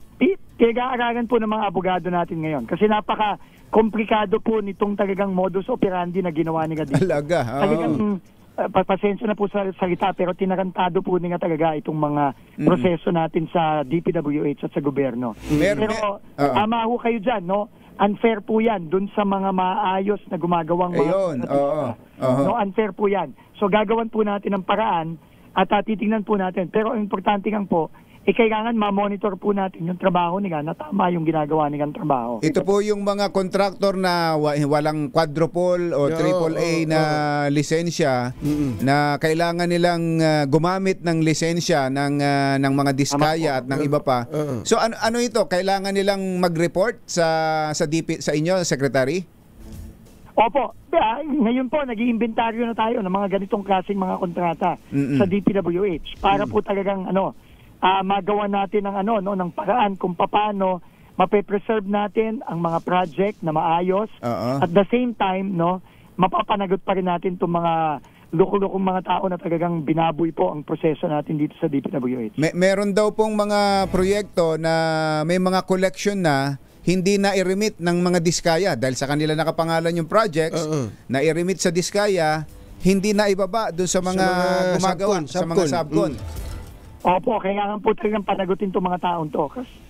Talaga pong binaboy nila ito Talagang, sabi ko nga ho sa inyo, paulit-ulit, hindi ho tao yung mga gumawa nito Secretary, meron din naman pong mga kontraktor, ayaw namin pakialaman yung trabaho nyo. Meron naman mga kontraktor na nabanggit nyo kanina na mga maayos naman, maayos gumawa ng kontrata, yung billing nila, sakto din naman. Pero mukhang nung pong naglabas ng listahan ng Pangulo ng mga contractors, nag-apura yata sa pagsasubmit itong mga opisina ng DPWH sa baba. May mga pictures na naisubmit sa itaas, meaning sa central office, na nung panahon ni Secretary Bunoan, na inadvertently ay tapat sa pangalan ng ibang mga maayos na tao o kontraktor. Opo. Alam nyo, Katunying, Ka Jerry, ang importante dito po is kung kung saan po tayo dadalhin ng ebidensya, doon tayo pupunta. At kung meron pong mga nadamay dito na maayos naman na kontraktor, makakaasa po sila na at the end of the day, kung talaga pong wala silang kasalanan, hindi po sila nambaboy, kamukha nitong sila Diskaya at ng iba pang mga kontratista tulad ng Sims at ng Wawaw, tingin ko naman po, mapapakita din po yan sa taong bayan at sila po ay mapapawalang sala dito. Yung pong Diskaya po, ang daming mga, sabi nga nila, indiscriminately pinakawalan na pangalan nino, ni ganito, ni ganon. Tama po. Ano po bang, how would you describe the testimony of Diskaya kahit di naman po kayo abogado? Credible po ba yon? Alam nyo, ang hirap po kasing mag-isip na credible Kasi ito pong talagang ginawa nila na saka po paano po natin may isipan ng credibility itong mga Diskaya nung sila mismo sa testimonya nila sinabi nila ang liit-liit lang po ng kita namin mga 5% lang po ang kita namin. Tapos po, 2 to 3 nga lang daw eh. Sasabihin po nila na bumili po sila ng Rolls Royce dahil natipuan lang po nila yung payong ng Rolls Royce. Parang medyo po mahirap pong makita ang credibility ng mga ganitong klaseng tao at unyeng ka, Jerry. Kaya Isaac, po natin tinatanong yun kasi ang daming pangalan nilang binanggit, may mga DPWH officials din silang binanggit. Siyempre, ang tingin ng publiko doon, parang napakawawalang yung mga tao na rin. Paano nyo naman po, how do you deal with the expose na pinakawalan po nila sa Senado, nagbanggit ng mga pangalan? Basta tayo po, hindi po tayo nagpa-file ng kaso base lang sa sinabi ni Diskaya. Tayo po ay nagpa-file ng kaso base sa nakikita nating ebidensya. Both testimonial tsaka yung documentary evidence. Doon po tayo lang tutumbok. No, kung saan po tayo dadalhin ng ebidensya, doon po tayo pupunta. Opo. Kumusta ho dyan sa loob, sa paglilinis ninyo dyan? Kumusta si Yusek Cathy Cabral? Oo nga pala. Yan nga po, no? Kasama po si Yusek Cathy Cabral sa mga nababanggit. Pero again, ebidensya po ang tinitignan natin. At siguro sa mga susunod na araw, susunod na linggo, makakapag-desisyon na po tayo dito sa mga, hindi lang sa undersecretary, kundi pati sa mga assistant secretary, director, regional director, at district engineer. Doon na ho tayo papunta ngayon. Nagpaliwanag na ho ba sa inyo? Inamin na ba? Nung una, sinabi sa inyo hindi siya tumatawag doon sa kila Senate President Tito Sen? Nagpaliwanag po, no? Pero medyo iba po yung paliwanag niya doon sa una niyang sinabi. Nako. Tayo po hihintay na lang po natin kung ano ang mga hintayin na lang po natin kung ano mga magiging desisyon natin sa mga susunod na araw. Secretary, lumabas na po ba yung mga appointment papers ni na Yusek Bisnar? Wala pa po. Wala pa. Hihintay pa po, pero tingin ko po gagabas na po yan this week. Katunying ka, Jerry. At ako po excited na rin dahil po at least hindi na po ako mag-iisa dito sa DPWH. May mga pumupuna ho, Secretary, na ang kinuha ninyo parang mga investigador, mga police. Si General Ato Bisnar. Totoo ba kasama si Yusek Charles Calima? Opo. Siya din po ay isa sa mga kinukonsinta. Intel yun. Baka daw walang hiniram ko lang po muna siya kay Mr. Monang dahil po nagtatrabaho siya ngayon sa San Miguel. Baka daw wala naman kayong taong technical naman, yung mga talagang expert. Meron. Meron po tayong mga technical na isasama, meron po tayong mga abogado, meron po tayong mga kasi kailangan po natin lahat ng mga at meron naman po, naniniwala ako, meron naman po mga matitino dyan sa DPWH na talagang tama po. Nadadamay lang dito sa dito sa talagang napakasamang pinagagawa nitong iba nilang mga kasamahan dito. Opo. Secretary, good luck ho. At alam namin napakabigat ng trabaho ninyo. Yung boses nyo, medyo sumasayad na ng konti. Baka kailangan nyo mag-extra. Opo, yung totoong boses ko at hindi ko na po maalala. Katunying ka, Jerry. Opo. Salamat po. Ingat po kayo. Salamat po. Mabuhay po kayo. God Mabuhay bless po kayo. Inyo. Secretary Vince Dizon, DPWH. Kauna-unahan sa Pilipinas. Manila Broadcasting Company. DZRH. Member, kapisanan ng mga broadcaster ng Pilipinas. Member KBP, oras! Kapopoy! Ay, Commissioner Ariel Nepomuceno, maganda morning! Oy, si Kapopoy, baka mo alam, kilala yung tinutukoy mong nahulaan niya. Nasa executive department, pinuno ng isang government agency na may malaking property ngayon sa Forbes Park. Kung naman daw, minessage ako ngayon nung kausap ko kagabi, 400 plus million lang daw, walang kalahating billion. Yung bahay. Ni-round off ko na eh. Yung bahay na pinapagawa. Oo, yung pinapagawa. Bahay pa lang yun, wala pa yung lote. Oo, kasi ang kausap lang, yung contractor eh. Gano'ng kalaki yung lote? Hindi, iba yun sa... Iba yun, yung malaki. Pero hindi ito... binanggit kung gaano kalaki. Pero pinakuha ko na ng picture para padala ko sa'yo. Kahit na 50 square meters lang dyan, mamumulubi ka na sa talaga, presyo pa lang ng lupa dyan sa Forbes. Talaga, ang gaganda pa raw ng materyales na ginamit. Puro Italian. Oo, talaga. Ang mga in-order. Matindi. Hindi siguro Ilocano yan. Baka. Oras! 15 minuto na makalipas ang 7 ng umaga. Balitang bagong-bago. Balitang dapat alam mo. Balitang magdadagdag ng talino. Dahil bagong impormasyon, makibalita. Unang-una sa DZRH. Pangunahing balita. Kasama ang 2x2 tandem nina Anthony Taberna at Jerry Baha. Narito na po ang ulo ng ating mga pangunahing balita. AFP naka-red alert bago ang inaasahang kilos protesta laban sa korupsyon. Malawakang kilos protesta, tigil pasada, ikinakasa sa ng iba't ibang grupo sa September 21. Counter coup sa Senado itinanggi ni Senator Ping Lacson. Tingin sa tubig ng Maynila at Manila Water, may dagdag bawas simula sa Oktubre. Miyembro ng Philippine Coast Guard arestado sa pagbebenta ng baril sa Pampanga. At 50 estudyante nahulihan ng mga patalim at iba pang kontrabando sa isang paaralan sa Iloilo.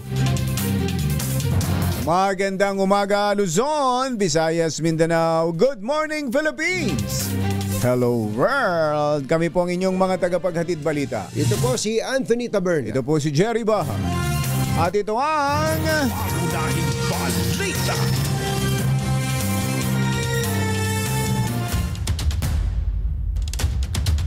7:17 ang ating oras. Oy, mate, Andy De Los Reyes. Ano ba itong mga pinipid mong mga impormasyon na ito? Mga lupain din ba ito? Mga lupain. Oo. Lupain sa Kalatagan ba yan? Kalatagan, Batangas. At si Assistant Secretary General Eli Cruz. Ito, may binibigay na update, kumbachero. Meron daw palang hearing sa Webes itong missing sa Bungero. Yan, may update tayo dyan. Hindi missing itong issue ng missing sa Bungero. Missing balita. Andyan pareho niyan. Natatabulan lang ng missing flood control projects. Ayan, Naomi Fiano, mali yung hula mo. Iba. Mali. Magandang morning kayo. Lalaki o babae? Lalaki. Lalaki yung official head ng government agency sa ilalim ng BBM administration na nagpapatayo ng multi-million peso house ngayon dyan sa Forbes. Bahay pa lang halos kalahating bilyon. Hindi pa kasama yung lote.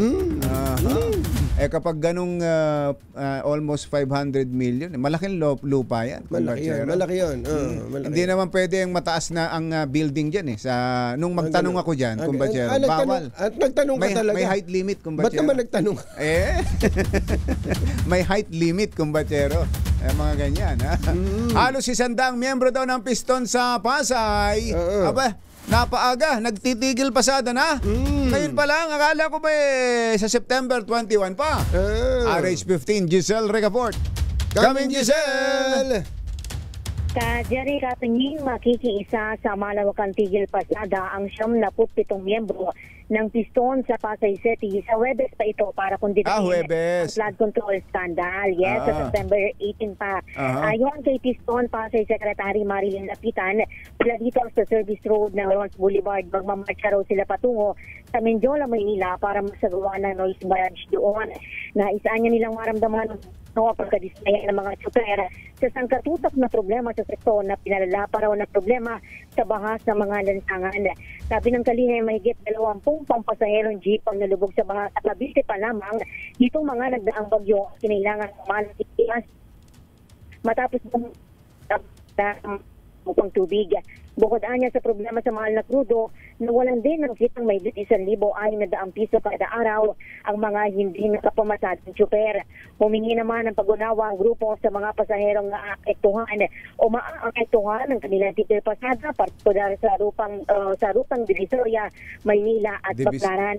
Samantala, kampante naman ng Piston Pasay Secretary sa pagkakatalaga kay Baguio City Mayor Benjamin Magalong bilang Special Advisor at Investigator ng Independent Commission. Narito naman ang panawagan ni Piston National Coordinator Cirilo Latoreno kay Pangulong Bongbong Marcos. Kailangan po panagutin lahat na magnanakaw sa kaban ng bayan. Lalo-lalo na po yung mga senador, mga congressman, traktor, mga engineer. Kung sino man po ang may sala, dapat panagutin po lahat. Dahil tayo po mga Pilipino ay lugmok po tayo sa kahirapan. Halos hindi na tayo makakain. Giselle. Hello, Giselle. Napuputol ka. Giselle, yung ano nga pala yung reaction ng mga tsuper, mga miyembro ng Piston dun sa... Akala ko yung reaction ng mga preso pa rin sa Sigelio. Hindi. Yung sa bigas, 20 pesong per kilong bigas, kasama na sila simula bukas. 10 pesos. Hindi ba man lang muna sila bibilin nun na bago sila pumunta sa Tigil Pasada?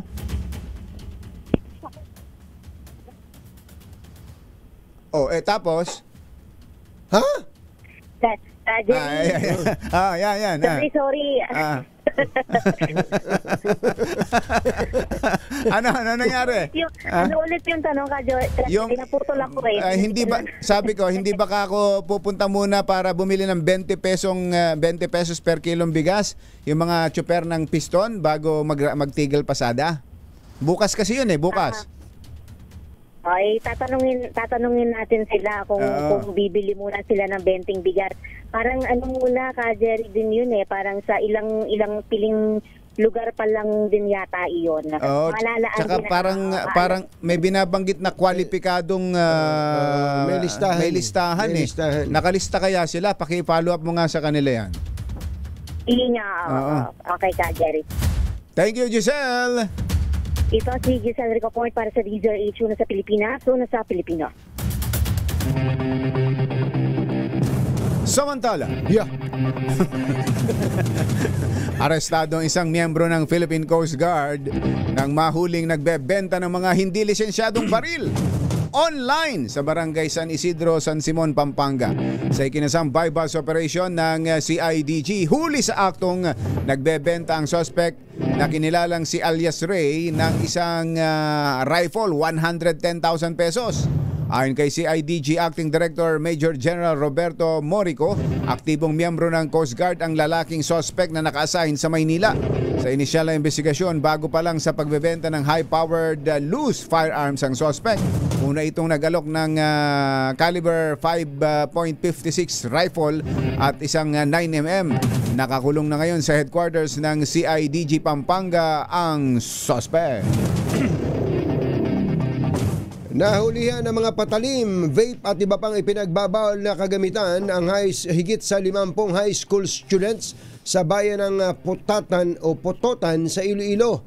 Kasunod ito na ikinasang random inspection ng pulisya sa hindi tinukoy na paaralan sa naturang bayan bilang tugon sa mga napapaulat na karahasan sa eskwelahan. Kabilang sa mga nakumpiska ang kutsilyo, brass knuckles, vape at lighters. Nakikipag-ugnayan na ang DepEd at ang pang-aralan sa magulang ng mga nahulihang estudyante. Abiso sa mga consumer o customers ng Maynilad at Manila Water, magkakaroon ng dagdag bawas sa singil sa tubig ang dalawang water concessionaire sa October 1. Sa anunsyo ng MWSS Regulatory Office, asahan ng 0.14 dagdag singil sa kada cubic meter ng Maynilad.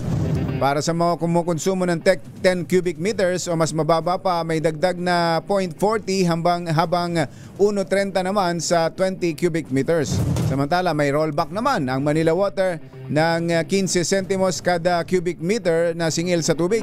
Ang mga kumukonsumo ng 10 cubic meters o mababa ay may bawas na 64 centavos, habang 20 cubic meters ay may bawas na 143. Wala namang pagbabago sa singil ng mga enhanced lifeline consumers, kaya hinihimok ang mga kwalipikadong consumers na mag-apply.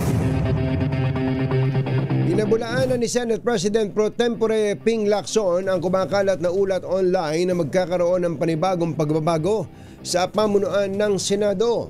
Kasunod dito ng paglutang ng pangalan ni Senador Alan Peter Cayetano online na papalit umano bilang bagong Senate President.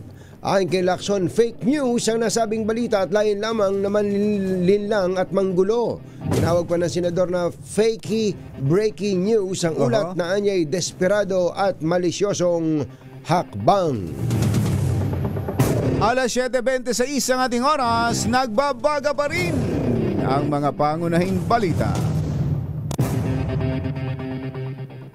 Ang oras ay hatid sa inyo ng ng bayan, Katunying at Ka-Jerry. 2x2. Kumbachero, paano mo ba pinaparamdam ang pagmamahal mo kay nanay? Madali lang yan, kumbachero. Ginagawa ko lang siya ng smoothie gamit ang N+ Gold. Masarap na, nutritious pa. Tama. At may extra pa siyang ginagawa. Kumbachero, kinukwento niya sa akin. Yung, di ba may ibang scoop? Yung huling scoop daw. Pinapapak yung N+ Gold. N+ Gold. Parang nakita ka nung bata ka, dinudukot yung sabi siguro, kala mo ikaw lang.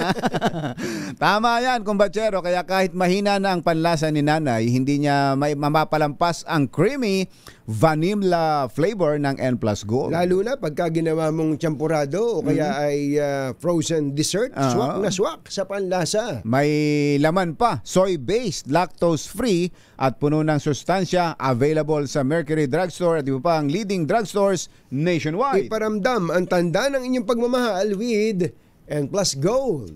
Jerry Baja at Anthony Taberna sa 2x2 sa DZRH. Upang sugpoy naman ang lumalalang kaso ng illegal na online gaming sa bansa at protektahan ang mga manlalaro laban dito, inilunsad po ng Philippine Amusement and Gaming Corporation o PAGCOR ang PAGCOR Guarantee website. Maaaring i-check ng publiko ang nasabing website kung lisensyado at lehitimo ang isang online gaming site bago sila maglaro o magbayad. Regular na ina-update ang website at may direktang link ito sa mga lisensyadong gaming platforms. Sinabi ni PAGCOR Chairman Altenco na matutulungan nito ang publiko na makaiwas sa panluloko, mga manluloko, habang pinoprotektahan ang kanilang karapatan bilang manlalaro. Paalala po ni Chairman Tenco na maging mapanuri sa bawat online gaming activity na sasalihan sapagkat dumarami ang mga reklamo hinggil sa mga illegal na gaming sites na hindi nagbabayad ng panalo. Nanalo ka nga, hindi ka naman babayaran. Ayun, yun ang mangyayari. Parang pareho to, Chairman Altenco, no? Yung nanalong mga government officials sa casino, tapos nalamang taga-gobyerno ay hindi binabayaran. Ayun, dapat ganun nga talaga para mabawi ng gobyerno. Mga nangunguna at mga bagong balita sa DZRH. Pangunahing balita. Alas 7:33. Tuloy ang mga pangunahing balita. Inilagay ng Armed Forces of the Philippines sa red alert status ang buong pwersa nito simula September 12 sa gitna ng patuloy na mga kilos protesta laban sa korupsyon sa iba't ibang panig ng bansa. Maliwanag ni Colonel Francel Padilla, bahagi ito ng standard security protocol at precautionary measures upang matiyak ang kahandaan ng militar na umagapay sa PNP. Sinabi ni Padilla na sa ilalim ng red alert, naka-standby ang tropa sa mga kampo habang suspindido ang lahat ng leave ng mga sundalo para sa agarang deployment kung kakailanganin. Pagkakasalan ng trillion peso march ang iba't ibang grupo sa darating na linggo, September 21. Nakatakda po itong ganapin sa People Power Monument sa EDSA bilang pagpapakita ng pagtutol sa garapalang katiwalian sa pamahalaan. Ang trillion peso march ay hango sa lumutang na 1.9 trillion pesos na alokasyon para sa flood control project sa bansa sa nakalipas na 15 taon. Yun pala yun. 15 taon pala. 15 years pala itong binabanggit na itong trillion peso march. Na umani ibinulsa lamang ng mga tiwaling opisyal. Kasabay nito, magdaraos din ang malawakang tigil pasada ang mga transport group kabilang na ang Piston at Manibela sa September 17 to 19 bilang pagkontra sa lantarang katiwalian sa pamahalaan. Nirerespeto naman ni Pangulong Bongbong Marcos ang kalayaan ng taong bayan na magpahayag ng saloobin. Ito ay ginit ni Palace Press Officer Claire Castro sa harap ng kaliwat ng kilos protesta kontra katiwalian. Ayon kay Castro, suportado ng Malacanang ang anti-corruption protest na ikakasa sa September 21. Aattend kaya ang si BBM dito? Dapat sumali siya dyan. Siya nagpasimula nito eh. Ngunit ang tanging panawagan ng palasyo, huwag sanang gamitin ang mga pagkilos para pabagsakin ng pamahalaan. Will always respect this freedom of expression. So kung ano man po ang nararamdaman na sentimiento ng ating mga kababayan sa ngayon, yan po ay ginagalang ng Pangulo. Ang dasal lamang po natin, itong kanilang pagsisentimiento ay huwag sanang sakyan ng ibang mga tao na hindi maganda ang naisin para sa gobyerno, kundi mag-destabilize. So yan po ay sinusuporta naman din po ng Pangulo ang mga hinaing ng ating taong bayan dahil ito naman po ay laban sa korupsyon. Si Attorney Claire Castro. Bibigyan proteksyon ng PNP ang mga tauhan ng DPWH na nag-iinspeksyon sa mga maanumalyang flood control project. Ito ang tiniyak ni DILG Secretary John Vic Remulla sa harap ng mga banta sa mga opisyal ng DPWH na naglilibot sa mga lugar sa bansa para magsagawa ng inspection activities. Ayon kay Remulla, handa ang PNP na magbigay ng tulong pang seguridad para matiyak ang kaligtasan ng lahat. Una nang sinabi ni Public Works Secretary Vince Dizon na lubhang kailangan ng tulong ng PNP at AFP dahil hindi nila kakayanin ang pag-iinspeksyon sa libu-libong proyekto ng ahensya. 7:37 ang ating oras. Ang PNP ay may panawagan daw po. Ang PNP chief may panawagan sa kanyang kapulisan. RH52 Edniel Parosa. Kami Edniel! Magandang umaga, Jerry at Anthony. Binigyang pugay ni Acting Philippine National Police Chief Police Lieutenant General Jose Melencio Nartatis Jr. ang pagwardya ng kanyang hanay sa serye ng mga kilos protesta noong nakaraang linggo. Kasunod ito ng tinawag na generally peaceful o mapayapang Black Friday protests at sa harap pa naman ng inaasahang September 21 movement. Sa kanyang talumpati sa harap krami ngayong umaga, tinuri ni Nartatis ang maximum tolerance. Nako, naputol. Actually, nagbabadya eh. Oo. May warning. Nag-warning. Bago na putol. Alagay ko, wala kang load. Lipat tayo sa maraming load. Maraming load. Si RH29, Boy Gonzales, mayroon po siyang update sa sunog na napakarami pala kumbatsero ng mga pamilyang naapektuhan ng sunog kahapon dyan sa Happy Land na puro malulungkot ngayon dyan sa Tondo, Maynila. 29, Boy Gonzales. Come in, boy! Anthony, Jerry, may git sa 2,000 ng pamilya ang apektado ng malaking sunog na tumupok dito sa Building 7 at 8 sa Barangay 105 Hapilan sa Tondo, Maynila noong Sabado ng gabi. Ayon sa Manila Disaster Risk Reduction Management Office, unang naitala yung sunog alas 8:28 sa gabi at agad itong itinaas sa unang alarma at umabot ng Task Force sa Bravo.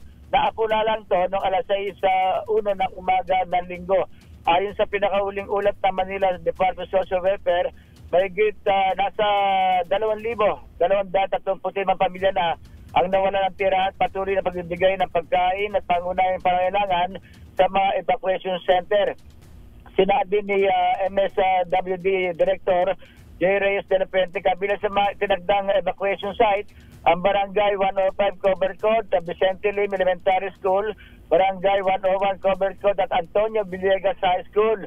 Ang ibang mga evacuation, mga nasunugan ay nandito na sa pinaka-center island ng Mel Lopez Boulevard o Road 10 dito sa Tondo, Maynila. Nagpadala na rin sa mga medical team sa Manila Health Department upang tugunan ang pangangailangan medical ng mga evacuee. At habang ipinapatupad naman ng Manila Police District yung yung peace and order dito sa mga nasunugan. Ito si Boy Gonzales para sa Arizona sa Pilipinas, una sa Pilipino. Thank you, Boy. Balikan natin ang naputulang si RH52, Edniel Parosa. Kami Edniel! Jerry at Anthony, sa talumpati nga sa harap ng watawat sa Karami ngayong umaga, tinuri ni Acting PNP Chief Police Lieutenant General Jose Melencio Tatis Jr. ang maximum tolerance ng pulisya sa relista habang sinisiguro ang kaligtasan ng publiko. Pero hinimok ng general ang kanyang tropa o kanyang mga tauhan na ipagpatuloy ang parehong profesionalismo para naman sa tiwala pa rin ng taong bayan. Bago ito, nagpalabas ng open letter ang ilang nagpakilalang retiradong opisyal ng PNP, maging AFP, para mag-resign si Speaker Martin Romualdez sa gitna ng mga isyu ng korupsyon. Naura na nagpahayag ng commitment sa konstitusyon ang bahagi ng militar kontra sa naturang panawagan. Pakinggan naman natin ang tinig ng Chief ng PNP. I urge all of you to continue performing your duties with dedication and professionalism. Protecting the public is not just our responsibility, it is our honor. Ang tinig ni General Nartates ngayong umaga, inaasahan harap siya sa media kung sino man sa mga opisyal ng PNP para magbigay o maglatag ng paghahanda para sa inaasahang malawakang kilos protesta. Sasabayan pa ng tigil pasada ngayong o sa mga susunod na araw ngayong linggo. Ito sa Edniel Parosa, nag-uulat para sa DZRH. Una sa Pilipinas, una sa Pilipino. Thank you, Edniel! Mga nangunguna at mga bagong balita sa DZRH. Pangunahing balita. Susunod! Dito po! Sino itong aktres na sakit ng ulo daw sa isang teleserye? Alam niyo kung bakit? Bakit? Umaalis daw ng set kahit hindi pa tapos ang eksena. Sabi siguro makawi na nga. Sino yan?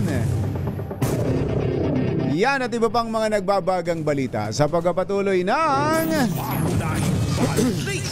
7:42. Sa ilan pa nating mga balita, susubukan ng DPWH na mabawi ang bonds, warranty at performance security sa mga kontraktor na nasasangkot sa anomalya sa flood control projects. Ayon kay Public Works Secretary Vince Dizon, hindi sapat na maparusahan lamang ang mga kontraktor sa pamamagitan ng pagkulong. Kailangan maibalik din nila sa pamahalaan ang bilyong pisong ninakaw. Paliwanag ni Dizon, mayroon ding performance security bank guarantee sa pagitan ng mga kontraktor at ahensya.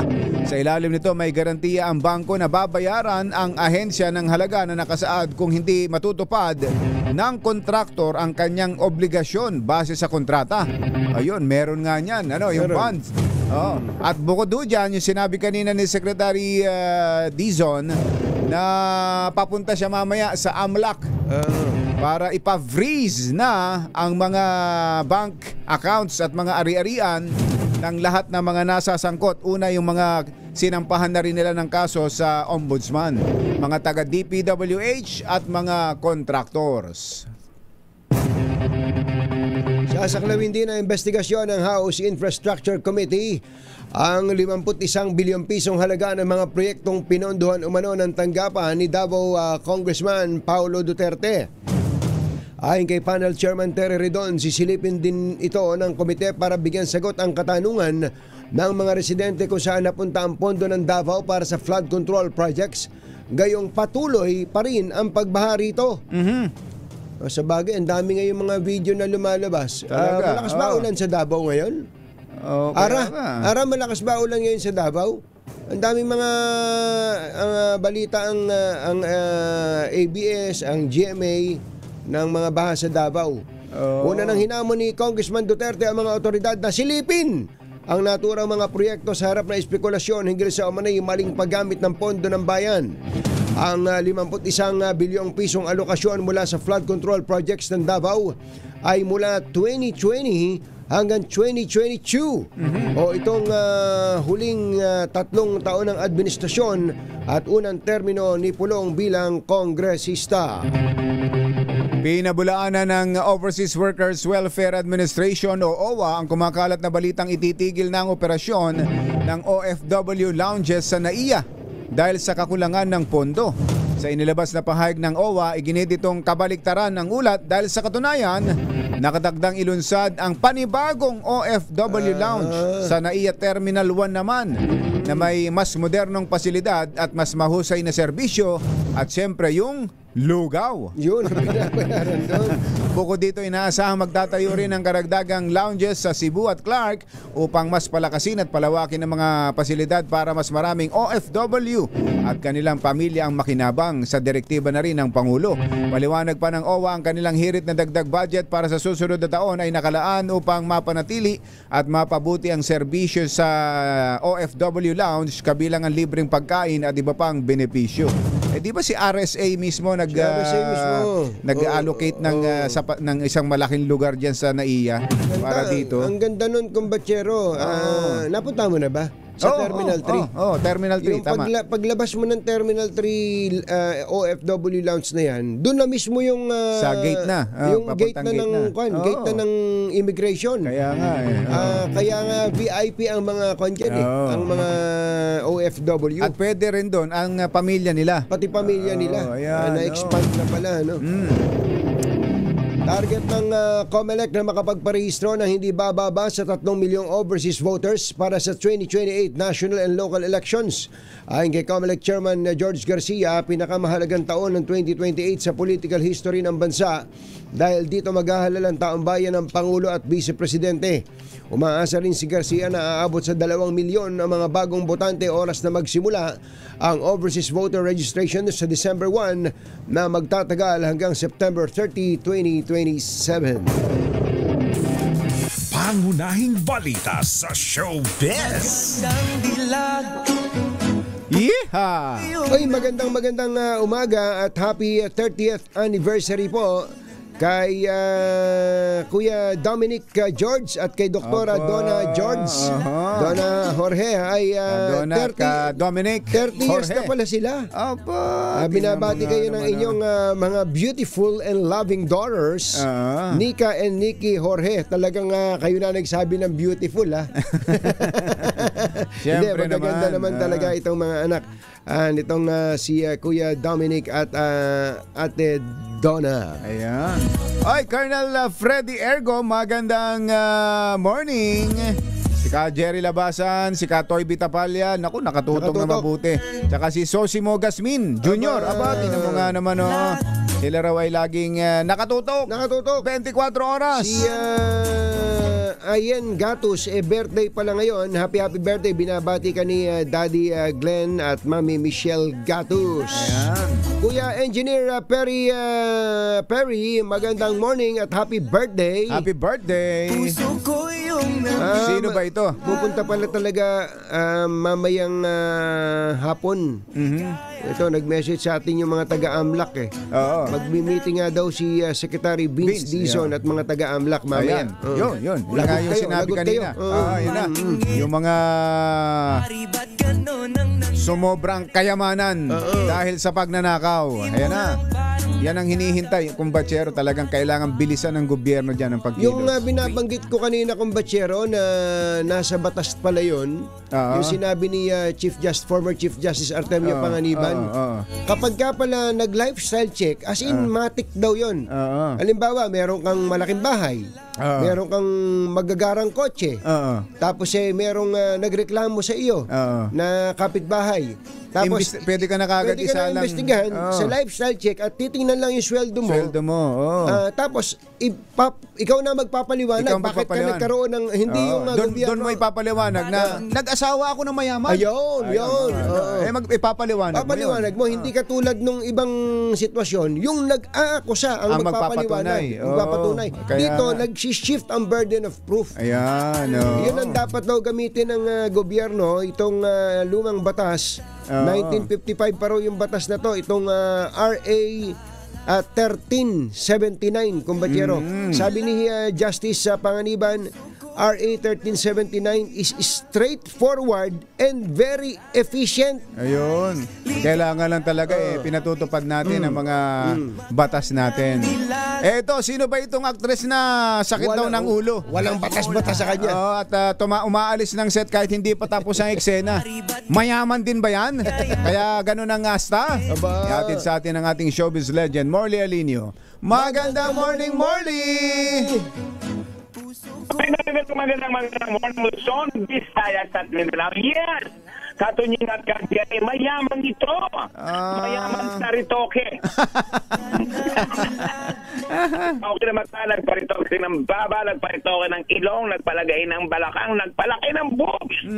Ayan. Namang sa Ritoque itong aktresa na ito na sumisikat pa naman din dahil bumibida siya sa mga teleserye. Uy, nakakaloka si Super Mega Kabaliw dahil meron siyang ibinigay na oras, meron siyang cut-off. Halimbawa, alas 10, ang tungtong ng eksaktong alas 10, tapos o hindi tapos ang eksena, lalayas si actress ng walang kaabog-abog. Kaya naman na-imbiyer na sa kanya ang isang direktor dahil may kukunan pang isang eksena na lang ay bigla na lang itong walang pakundangan dahil ang piling na ang Nako, Engineer Carlos John Mercado to the rescue. Help. Engineer John Mercado. Nako, sama na naman ang linya ni Morley. Kailangan mo na naman puntahan. Ayan, Morley. Nako, wala talaga. Wala talaga. Ay, doon sa nagme-message sa atin, kumbachero yung OFW Lounge bago mag-immigration. Kaya pwedeng sumama yung pamilya. Pwedeng sumama pamilya. Pwedeng sumama yung pamilya, hindi after immigration. Ayun. Bago immigration. Yun.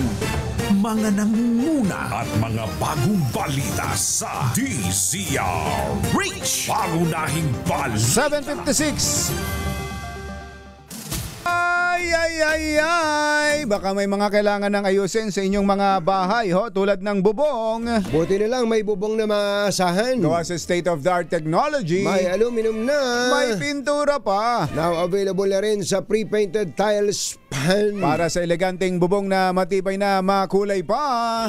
Mag-cherry loom pre-painted ka na. Kuya Elmer Ngo. Ayan na, alam mo na yan Sila Kuya Elmer nakatutok sa mga balita yan. Talaga. Alam kasi nila kapag ka naapektuhan ng negosyo nitong mga issue ng corruption. Oo, totoo yan. Oo. Ay siguradong energize ang inyong bawat biyahe sa all-new Cherry Tiggo Cross HEV, isa sa mga pinakaabot kayang hybrid electric vehicle sa merkado. Meron itong 204 horsepower at torque na 310 Newton meters. Ang all-new Tiggo Cross HEV, ang isa sa pinaka-powerful na subcompact SUV sa merkado ngayon. Panatag na panatag ka dito dahil sa nakatanggap ang all-new Tiggo Cross HEV ng 5-star uncapped safety rating. Tingnan mo nga Bukod pa naman rito, yan. ito pong Tiggo Cross HEV ay isa sa pinaka-featured feature-packed na subcompact SUV. Ilan sa mga taglay po nito ay itong 14 advanced driver assistance system features. Obo. Hindi ka ba? Nakakatulog ka ng konti. Nakakatulog ka ng konti. Ayan, Magigising ka. Adaptive cruise control. Hindi pwedeng overspeeding ka. Talaga. At meron tong 360-degree camera. Wow, kita ang buong paligid.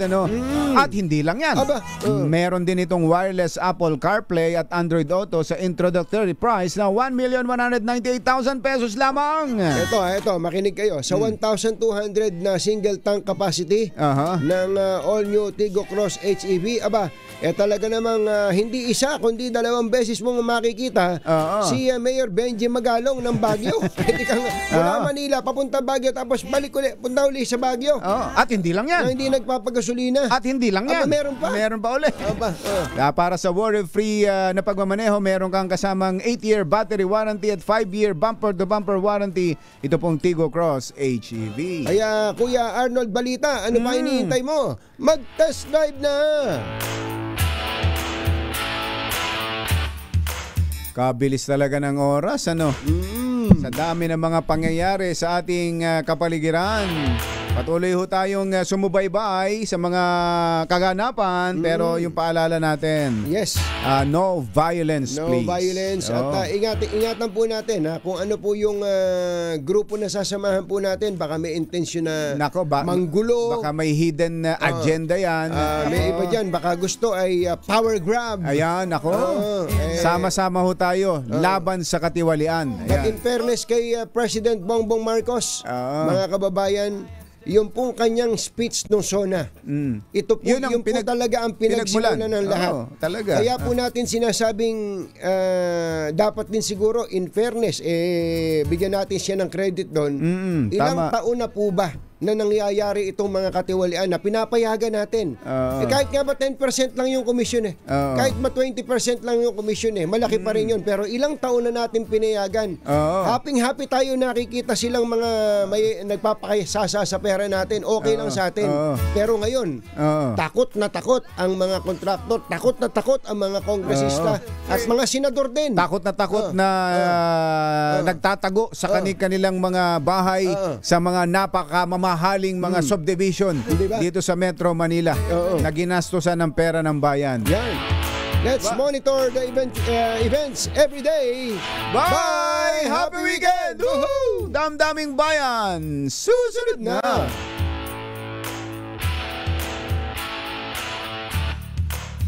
This time